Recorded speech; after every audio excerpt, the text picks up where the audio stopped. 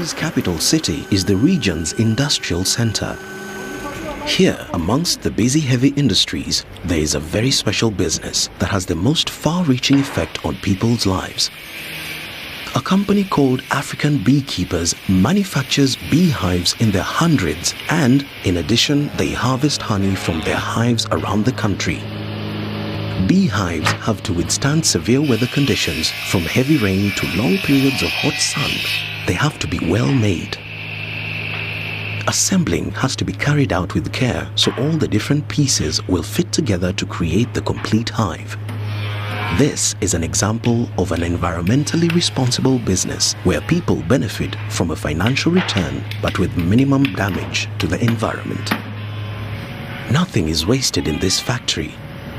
Used beeswax from broken combs is heated and poured into forms. Then it is allowed to cool until it solidifies into thin slabs of wax. Next, the slabs are fed through a press that has the exact indentations of a bee comb. The wax is strong and very pliable, so the end result is a long mat of comb.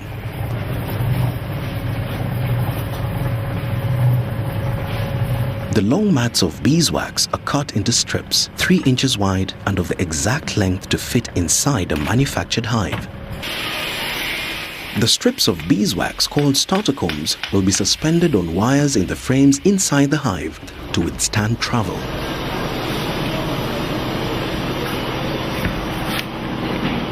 Finally, the wires are heated momentarily with an electric current so the wax melts onto the wire.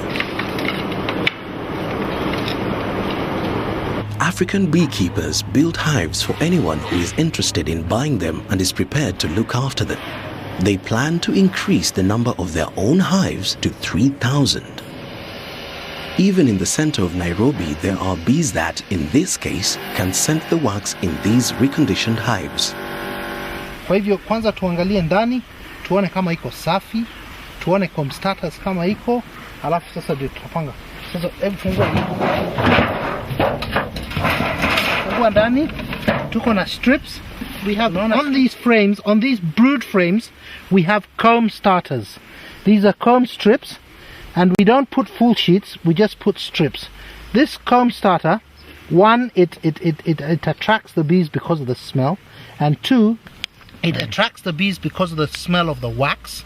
It makes the bees build the combs on the frame in one line instead of haphazardly. When permission from landowners has been given, empty hives are placed in habitats favored by bees. Okay, and the entrance is right. The entrance is a long gap on one side with a ridge for the bees to land on when returning to the hive. Very nicely. This is the main hive where the queen will live with her workers. Honey is never removed from this section. When bees have colonized the hives, the entrance is closed with newspaper at night when all the bees are inside. Next day, they're carried to a vehicle for onward travel to be placed all together at a single location.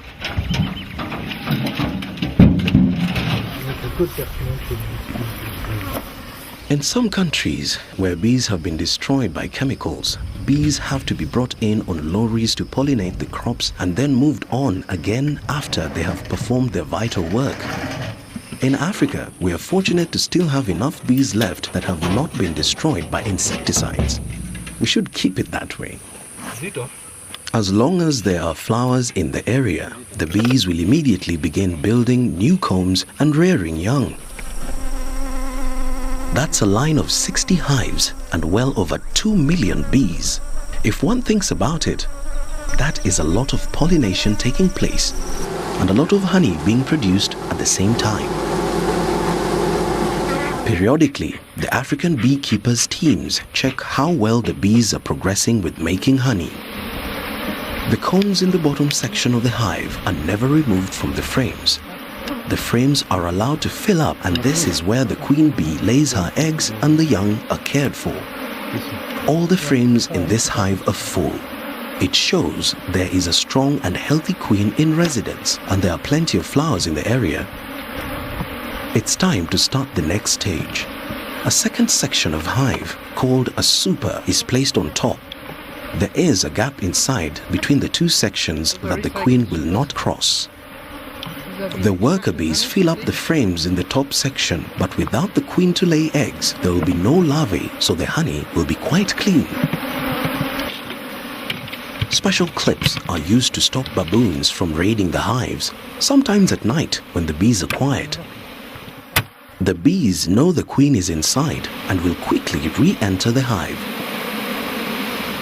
Later, when the bottom half is filled with combs, it is likely the top sections, the supers, will also contain honey. When it is time to harvest honey from the hives, the team knows the importance of taking adequate precautions against being stung. These hives have been set up on community land, and the community members will be paid for the honey. The best way to subdue angry bees without hurting them is to blow smoke at them in limited doses. Special smokers have been designed for this purpose. Here we go. Professional beekeepers know just how much smoke to use. To the uninitiated, angry bees can seem terrifying. No one can deny that it would be suicidal to be here without the right protective clothing. These men know what they're doing. They have harvested honey from their hives hundreds of times.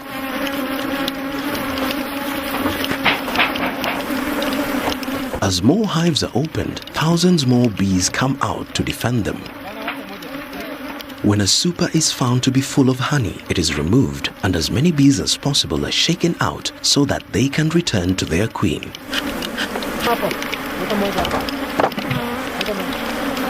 In cases where the number of bees and the amount of honey warrants it, 2 supers are added.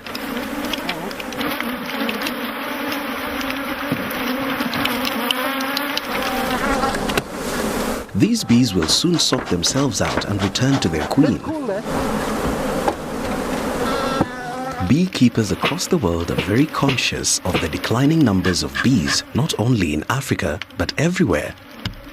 No one is too sure what the reasons are for this decline, but the effects on agriculture are already being felt.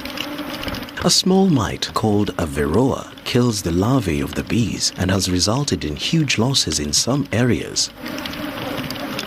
These beekeepers are looking for ways to increase the number of swarms in their hives. They take frames that contain larvae of exactly the right age and transfer them to another hive that has no queen. The workers in the new hive find they are without a queen.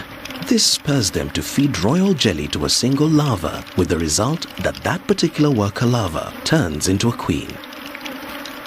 The empty spaces in the original hive are filled with new frames containing starter combs, so the queen will begin laying eggs within a few days. Then the beekeepers will have 2 complete swarms of bees. As the beekeepers move along the line, removing and replacing supers, yet more and more bees become angry. Very often beekeepers remove honey at night when the bees are confused by the dark. But with 1,000 hives countrywide, all producing honey during much the same period of the year, there isn't time to work only at night. Scientists and beekeepers estimate a healthy hive will contain 60,000 bees.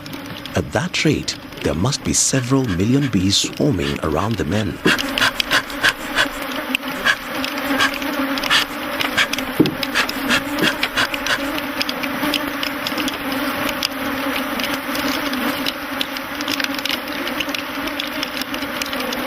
It is inevitable that some bees get killed, but compared to the total number in these hives, the percentage is very small. The supers are carefully stacked on the trailer after most of the bees have been given time to return to their queen. It would not be in the interest of the beekeepers to destroy bees unnecessarily.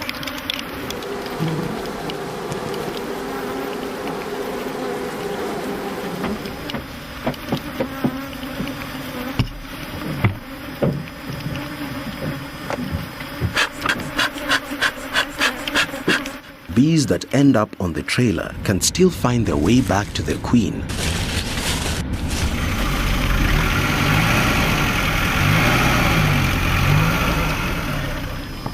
Shedding bees all the time, they drive around close to the hives. Bees normally fly 4 kilometers from their hive to forage, so they will easily find their way back. All the supers containing the honey are marked and then weighed in the presence of a member of the community. The weights are entered in a book, so all the community members can see the results of the harvest.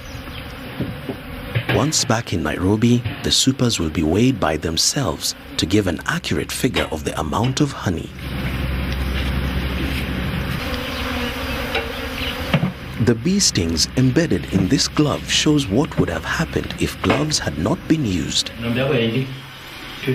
All that the community on whose land the hives are placed has to do is make sure the hives are not damaged or stolen.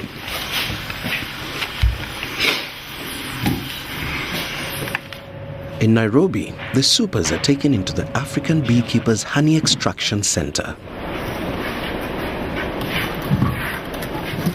The supers are weighed again to check the figures taken in the field.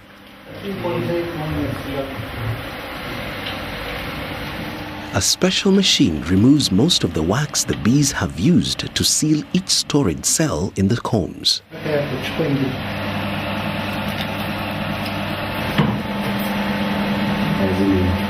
Each frame is then carefully placed in the extractor.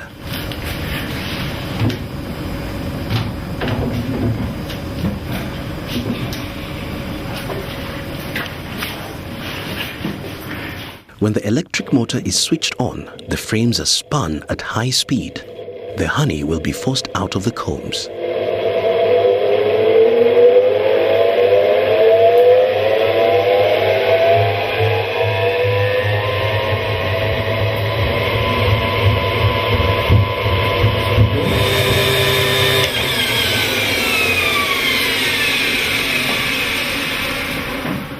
And there is what all this is about.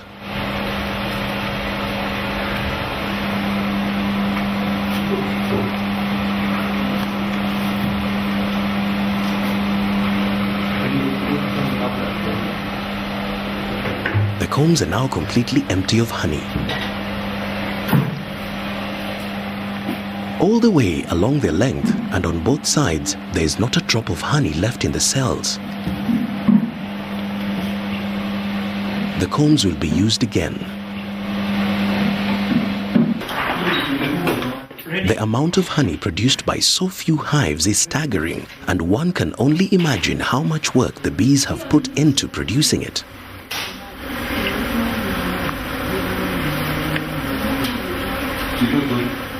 Finally, simple sedimentation tanks trap any impurities. There is very little need for high-tech machinery in this business. There is hardly any negative impact on the environment, but nevertheless, this is a business where people have to be paid and operating costs have to be recouped. To bring the honey to the point where it will yield a financial return has taken much effort and outlay by the whole team. These jars are a fraction of the 12 tons of honey harvested annually by African beekeepers. But there is more to this than making money. Every one of these jars tells us there are lots of bees out there pollinating and fertilizing flowers that benefit us. If fertilization is inadequate because of lack of bees and other insects, flowers will not develop and crops will be poor. Large farms need pollinating insects as much as small-scale ones owned by individuals. A plant's growth is the same everywhere.